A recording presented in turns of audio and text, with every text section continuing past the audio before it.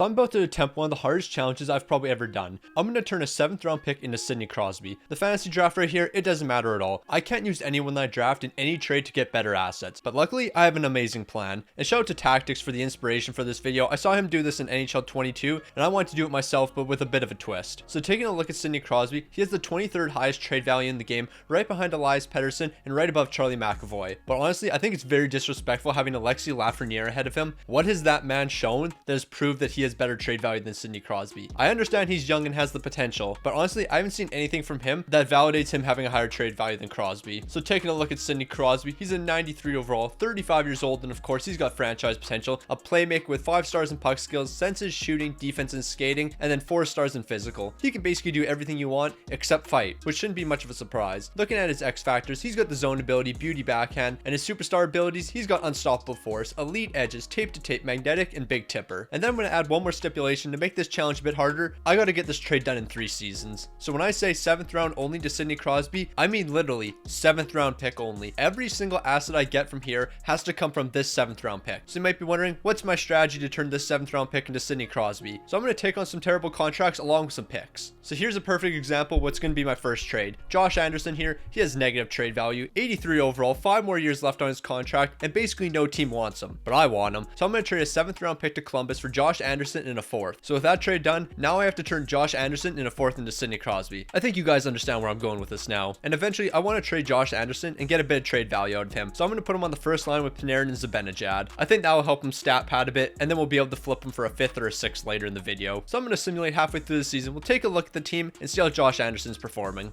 Alright, I'm going to keep it a stack. I have absolutely no clue how this team's starting 9-0. Like, we're not that good, and we have Josh Anderson playing on the first line. Like, what's going on here? At the halfway point, we're sitting with a 29-12-1 record, 1st in the Metro and 2nd in the entire league. Artemi Panarin, he's going to be leading the team with 12 goals and 34 assists for 46 points, but we really don't care about his stats. We care about Josh Anderson. 12 goals, 12 assists, 24 points, and the trade value, it's starting to improve. You'll love to see it, you really do. So right now, I can make a deal with Winnipeg and turn Josh Anderson into a 5th round pick, but I think I can get a better deal in the future, so I'm going to simulate up to the trade deadline and then probably trade him there. Alright, so I got some bad news. Josh Anderson's trade value has dropped since the last time we tried to trade him, and now I can't even get a 5th round pick for him. Yeah, I don't know what I'm going to do now. So I'm not going to make any trades at the trade deadline, seeing as I really don't have any assets to work with, so we're just going to simulate to the end of the season and see how we finish. When the season came to an end, we're finishing with a 49-29-4 record and are somehow 3rd in the entire league. I let the AI draft this team. I have done no trades, and I've just sat back here and watched, and somehow we're 3rd in the entire league. I guess from now on in rebuilds, I should just let the AI do the work. So Artemi Panarin, I don't care that you're leading the team. I care about Josh Anderson, and he's picking up 23 goals and 19 assists for 42 points, and hopefully that increases his trade value a bit. Taking a look at the entire league, Connor McDavid's leading the way with 39 goals and 71 helpers for 110 points, while Drew Doughty's picking up 16 goals and 59 assists for 75 points. And looking at goaltenders, there's a 3-way tie for wins, but all we care about is Elvis Merzlikins, seeing as he's at the top, 41 wins with a 911 save percentage and 276 goals against. So in the playoffs, we're going to fall in the 2nd round to the Carolina Hurricanes, and Carolina is actually going on to win the Stanley Cup over the Dallas Stars in a sweep. Panarin led us in postseason scoring with 14 points, but who cares? Because Josh Anderson's picking up 8 points, and I think his trade value's gone up a bit.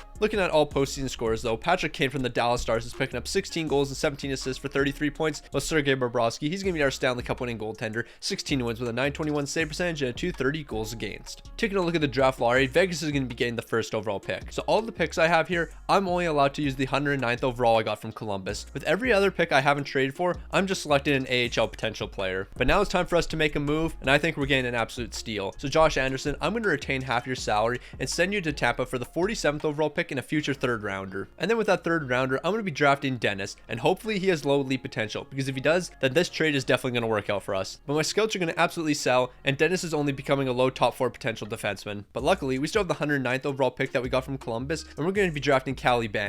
And Cali, he's a medium elite potential goalie, so that's a W selection right there. So here's where my incredible plan begins. So there's a lot of players that have low trade value since their contracts are expiring. So what I'm going to do is I'm going to send the 3rd rounder I got from Tampa to Ottawa for Bertuzzi and Bunting. And then what I'm going to do is I'm going to re-sign these guys, and their trade value is going to skyrocket. So I trade 1 3rd rounder for them. I'm probably going to be able to get 4 2nd rounders from trading these guys. So I turned 1 3rd rounder into 4 seconds. I think that's an absolutely elite move. But you know what would be better than this trade right here? Passing the Philadelphia Flyers and subscribers on YouTube. And that's exactly what I'm trying to do. So if you haven't already, make sure you subscribe and turn notifications on so you can be notified of when I upload. Also, I do have to make the odd trade like this where I'm sending Jeff Skinner to Minnesota to clear up cap space. These picks I'm acquiring, I'm not using whatsoever. The only reason I'm making this trade is to clear up cap space. And if you say that's cheating, well, I technically could have just done the fantasy draft and taken a bunch of players on 900k deals, and then I would have had like 60 million in cap space. So I mean, I don't think it makes that much of a difference. So now it's time to re-sign some players so we have a team in front of us. But the most important signings are, of course, Tyler Bertuzzi, 6.2 million per year for the next 2 seasons, and Michael Bunting, 2.2 million per year for the next 2 years. But we also have 2 trades to make. Bang, I'm sending you to Boston for a second. You won't have time to become your true elite self, so I'm just going to ship you off now for a second. And then Dennis, I'm going to get a 6th and a 7th for you. And you might think that's a terrible deal, seeing as I drafted him with the 47th overall pick. But you have to remember, NHL 23 is a broken trade system, so I can package up a 6th and a 7th at the draft and somehow turn that into a 3rd rounder. Not too sure how that works, but hey, I'm going to end up getting a decent pick out of this. So looking at our team, of course, I got to put Bertuzzi on the first line with Zibanejad and Panarin. I want him to do some stat padding. And on the second line, we're going to have Bunting with Beniers and Stevenson. So honestly, I'm kind of expecting this team to do really well based on what happened last season, but honestly, who knows? Alright, so here we are at the halfway point, 19, 18, and 4, and we're 24th in the entire league. I think last season was an absolute fluke for us. But you know what's more fluky than last season? The fact that Michael Bunting right now is currently leading the team with 10 goals and 20 assists for 30 points. Not only was his line chemistry -1, but he's on the second line. And Bertuzzi, you're not doing anything either. 11 goals, 17 assists, 28 points. What are you doing, my guy? You, Panarin, and Zibanejad on the first line with you. You guys should probably have about 40 points each by now. So here we are at the trade deadline, and I think it's only right that we make a few moves. So I'm going to trade a 2nd and Bertuzzi for Aho. It should be no surprise that deal's getting declined, so hopefully he doesn't re-sign with the team, and then I'll trade for him at the draft. And if we can get Aho at the draft, then getting Sidney Crosby is going to be no problem. But we did have one trade that actually went through. I'm going to send Michael Bunting to the Carolina Hurricanes for 2 seconds. When the season came to an end, we look absolutely terrible. 36, 37, and 9, and 26th in the entire league. But honestly, who really cares? Panarin, 59 points.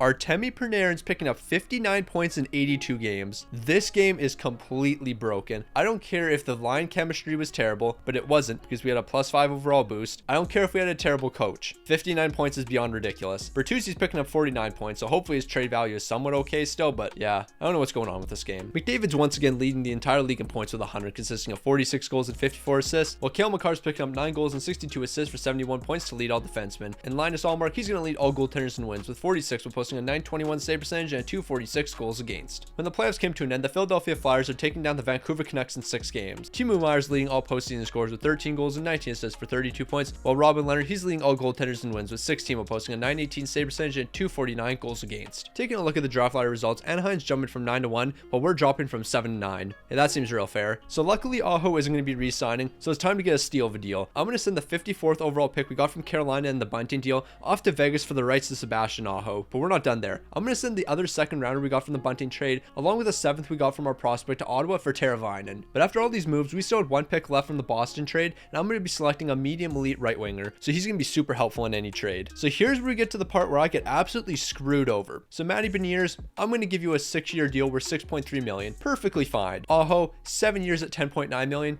That's great. And Teravainen, 9.2 million per year for the next 7 years. That's exactly what you're asking for, so we'll obviously get the deal done. Beniers and Aho, no issues with them. They're signing with the team, but Teravainen wasn't happy with how he played, so we got to give him more money. So I'm going to give you a 1-year deal at 9.3 million, which is $400,000 more than what you want. He's going to be difficult, and he wants more money to stay. So I just want to mention, the fact that I'm signing a 1-year deal with him doesn't impact the likelihood of him staying with the team. So if I did 7 years at 9.3, he still wouldn't accept the deal. So I thought, okay, I got to make sure you sign with the team. I'll give you 9.5 for 1 season. Keep in mind, we have $12.3 million in cap space, but apparently after offering this contract, we don't have the cap space for him. So I thought I was bugging. Maybe I offered him a $15 million deal and I was just getting crazy and I didn't know what I was doing. So I'm going to send him the exact same offer. We have $12.3 million in cap space and can't sign a player for 9.5. And after the re-sign phase, we somehow gained another $3 million and now we have $15.5 million in cap space. This game is completely broken. I have $15.5 million and I can't sign a player for 9.